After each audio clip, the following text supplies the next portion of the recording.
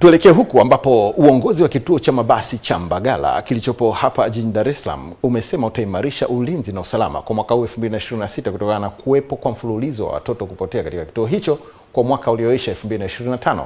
Mwanahabari wetu Egbert Alfred Jr. na habari hiyo. Ni simulizi inayotia hofu, ni takwimu zinazoumiza. Watoto jumla ya 178 wenye umri wa miaka kati ya 9 hadi 12 wameripotiwa kupotea ndani ya kituo cha mabasi cha Mbagala kwa mwaka 2025. Na hii ni kwa mujibu wa meneja wa kituo hicho. Kituo hiki ambacho ni mahali pa matumaini kwa wengi, lakini kwa watoto hawa imegeuka kuwa kitendawili kisicho na majibu. Kila siku kelele za mabasi zilifunika vilio visivyosikika. Nafikiri wanafika kati ya 178. Na utaratibu gani ambao mmekuwa mkichukua pale mtoto anapokuwa amepatikana amepotea? Kuna utaratibu wa kuwapeleka kwanza kituo cha polisi au mnafanyaje hadi wanafikia hatua ya kupata ndugu zao? Kitu cha kwanza, polisi wenyewe walitupa pawa hiyo.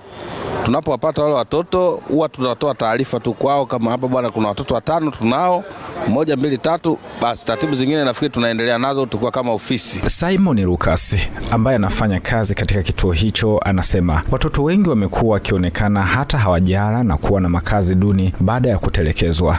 Wengi wao wakifika hapa na hata kama atakuja kupokelewa, akishaishi na mwenyeji wake kuna manyanyaso ambayo anayapata. Anapokuwa amepata ile manyanyaso, unakuta mwingine anatoroka anarudi kwenye kituo cha basi alipofikia.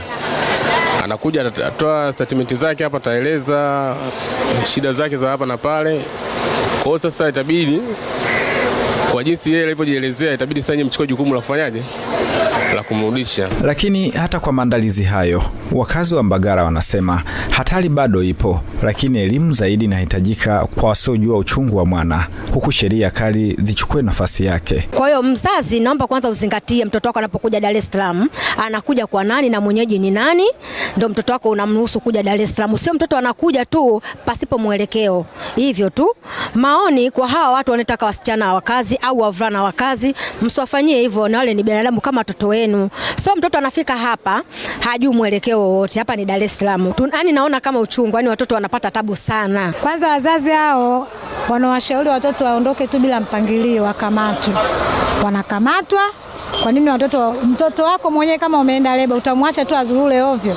Inatakiwa uwe na mpangilio. Hawa wazazi wanawaruhusu watu kama hao, ina maana wakamatwe, waulizwe kwa nini unafanya kitu kama hiki.